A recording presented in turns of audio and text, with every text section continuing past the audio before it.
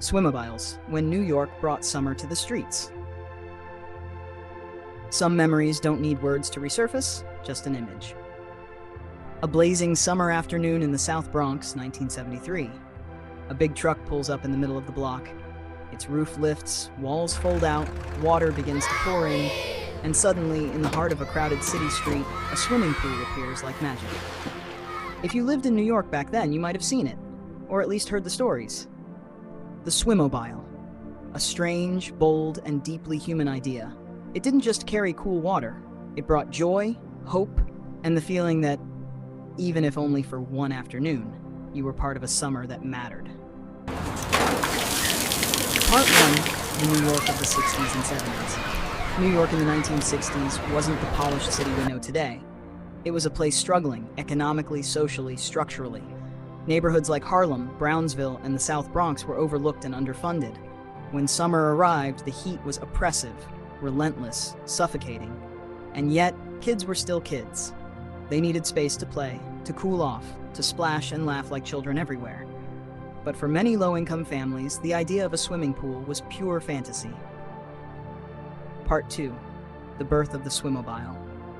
The Swimmobile was born from a simple need. If children can't get to the pool, then bring the pool to the children. It was the city's response, spearheaded during the mayoral tenure of John Lindsay, often called a beacon of hope during New York's darkest days. Old military trucks were repurposed into mobile swimming pools.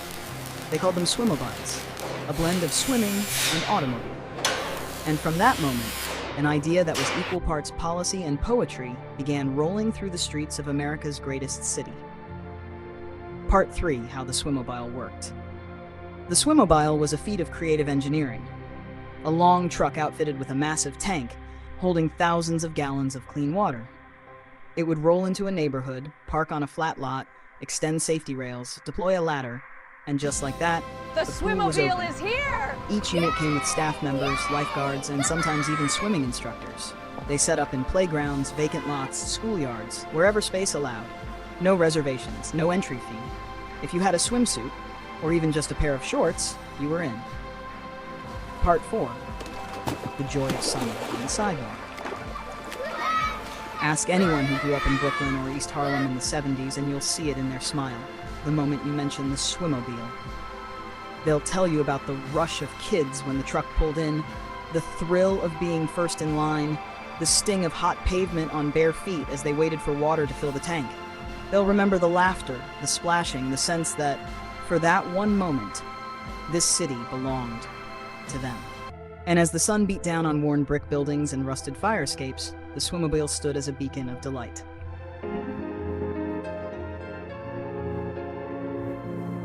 The Swimmobile as a social equalizer.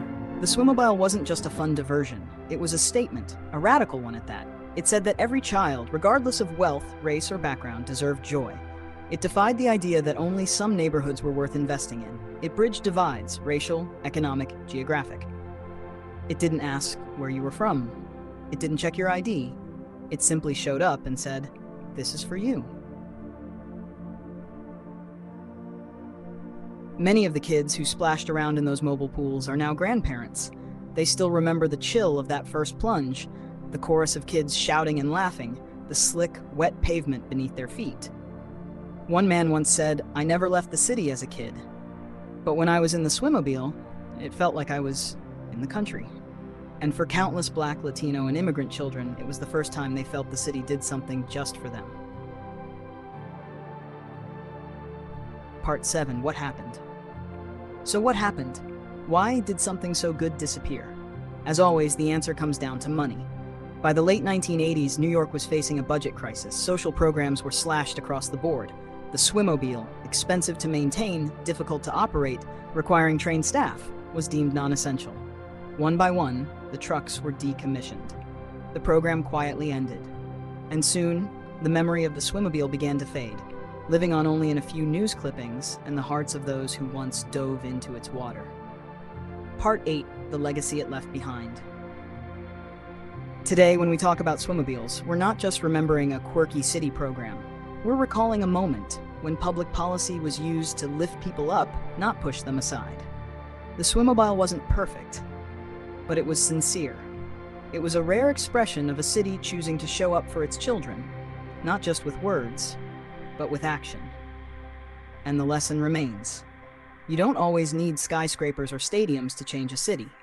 Sometimes, all it takes is a pool on wheels and the belief that joy should be shared. If you were lucky enough to swim in a Swimmobile, then you carry with you a piece of forgotten history, one worth remembering. And if you never knew about them until now, then maybe you're seeing a side of New York you didn't expect. A city that, for a few precious summers, brought happiness to the sidewalks, one splash at a time. Today's summers may look different, with smartphones and central air and screen time galore, but deep down, maybe we all still long for a Swimmobile, for that simple, honest kind of summer joy. Did you ever experience something like this growing up? Share your memories in the comments. We'd love to hear your story. Because stories like these are what connect us across years, across generations, across neighborhoods.